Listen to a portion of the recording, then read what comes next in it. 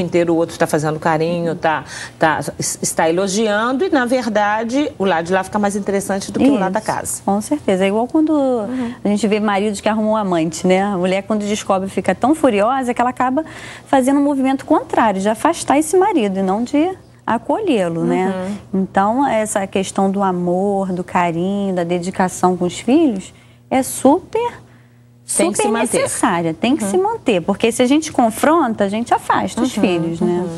Numa situação dessa, né? Eu vou dar uma situação assim extremada, mas a gente sabe de tantos casos semelhantes, né? Em que uma menina está namorando um cara que vamos supor que seja bandido mesmo, perigoso, complicado, um mau elemento. Os pais têm a obrigação de abrir a casa para receber esse rapaz? Bom, eu acredito que a primeira obrigação dos pais é fazer ela enxergar isso, né? Quem é esse rapaz? Tentar abrir os olhos dela, para que ela perceba com quem que ela está. Agora, abrir as portas para um rapaz desse, é complicado, que não, é muito porque tem pais aí que ficam naquele dilema, né? O namorado da minha filha bate nela, meu filho tem uma namorada que acerta ele com cabo de vassoura. E aí, como é que eu trato? Eu trato super bem, eu abraço, beijo, digo, você é o meu genro querido, ou o ideal é dizer, olha, não gosto dessa atitude, não gosto desse comportamento, né? Enquanto isso não mudar. Mas, enfim, manter um limite até para o filho perceber o seguinte, você tem até a opção de ir, mas não vai ter a nossa bênção, é isso? Porque quando a gente beija, abraça, trata com aqueles mimos, a gente está apoiando o que ele está fazendo, né? Seja educado, mas mostre a sua opinião. Se você não concorda, você não tem que ficar mostrando os dentes o tempo todo, né? Agora, a gente tem então esse extremo, agora vamos para o outro extremo. O extremo em que o namorado é 10, é super legal, a namorada é a menina perfeita, mas ainda assim os pais morrem de ciúmes. E aí eu quero saber como é que a gente trata os pais ciumentos e aí depois a gente até lida com como é que esses filhos vão resolver essa situação. Mas qual é o limite desse ciúme? Agora a gente está trabalhando na hipótese de que realmente o namorado ou a namorada, ou o nora, ou o genro, enfim, se já são casados, realmente são pessoas excelentes, tudo de bom, e aí o problema não está neles, o problema está em pais aí inseguros e medrosos. Como é que os pais percebem que, opa, já ultrapassei meu limite? É super complicado, porque é difícil a pessoa se enxergar, né? Então, nas igrejas existe muito aconselhamento, né? Você conversa com uma amiga, você expõe a sua opinião, porque de repente o outro vai te apontar onde você está falhando, né? E assim, os filhos, eles têm que começar a fazer esse laço entre a nora e a sogra, ou o genro e a sogra, porque essa questão é muito peculiar da mulher, né? O homem até tem esse ciúme e tal, mas é muito mais, assim, acentuado nas mulheres, né? Que tem esse sentimento de posse, né? Quando o homem tem, também sai de baixo, né? Porque quando o homem tem... A filha não pode sair de casa, a filha não pode se arrumar, a filha não pode fazer nada, o filho, ninguém presta para ele, enfim, também é muito complicado. É dele eternamente. O que você está dizendo é fundamental que essa pessoa consiga se ver no espelho.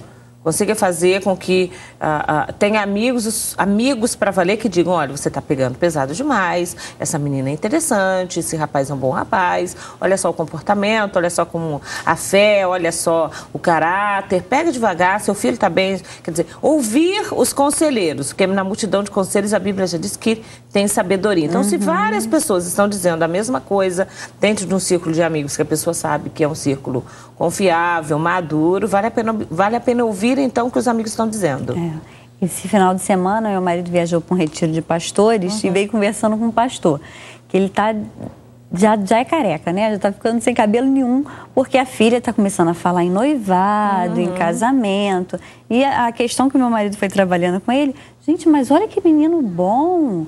Esse menino, olha, a família dele é toda da igreja, os pais dele são excelentes, tem um ótimo casamento. Olha aí para ele, trabalha no louvor, é um rapaz de Deus realmente. Então, fazer essa pessoa enxergar isso, né?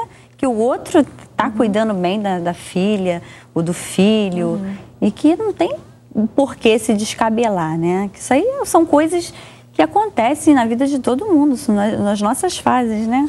Então, são coisas que precisam ser ditas, precisam ser organizadas, não é? Até emocionalmente. Com certeza. Senão a gente cria aí uma situação difícil. Quando os pais não têm um bom casamento, eu costumo dizer, já até escrevi sobre isso, que quando os pais têm um bom casamento, se dão muito bem, é muito mais fácil eles perceberem e aceitarem a saída dos filhos para um outro relacionamento, para trabalhar fora, o que quer que seja. Porque, na realidade, a função daquela mulher não é só ser mãe, também é ser esposa. A função daquele homem não é só ser pai, também é ser marido, também é namorar aquela esposa, enfim. Eles têm essa noção de que eles vão ficar juntos até que a morte separe, e que os filhos, na realidade, vão, de fato, construir as suas famílias. Quando isso acontece, é bem mais fácil. Será que não é uma hora, então, de quando os filhos começam a crescer, começam a se relacionar, escolhem bem, esse casal também aprender, sei lá, a voltar a namorar, ir para o cinema, se curtir, fazer lua de mel, viajar? O que você acha? Eu tive um caso clínico agora há pouco tempo, de uma mãe que já tinha casado uma filha e estava casando a segunda filha. E ela entrou em depressão porque ela não aceitou e tal. E o menino tinha essas características de ser um bom rapaz, de estar na igreja, da família toda ser evangélica, uma família ótima. Eles já namoravam um tempo, mas chegou na hora do casamento, ela... E aí eu pude mostrar a ela que Deus ainda tinha um projeto de vida com ela, que ela podia ainda trabalhar na obra do Senhor.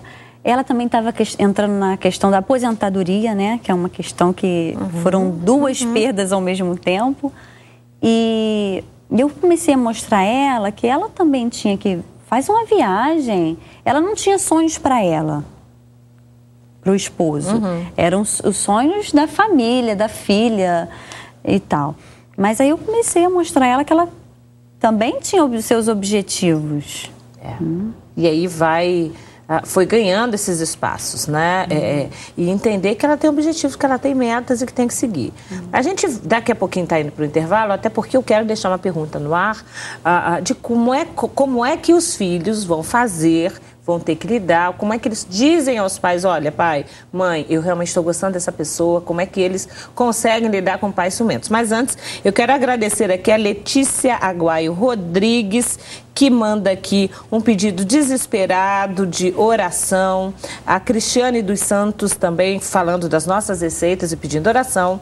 A gente tem aqui a Luciana, a gente tem aqui a Conceição falando que muita gente, ONGs e pessoas que ajudam, fazem por solidariedade e, na realidade, é a maneira certa de fazer e não para alívio de consciência. A gente tem aqui a Patrícia Lemos, enfim, a Thalita, a Elizabeth Borges, muita gente mandando e-mail para a gente e dizendo aí da alegria de assistir o Espaço Feminino, que está sempre ligadinho aqui na Boas Novas. Muito obrigada a vocês, a Stephanie, a Ellen, enfim, a todo mundo que manda o e-mail para a gente. A gente vai para o intervalo, você fica aí, a gente já volta. Até lá.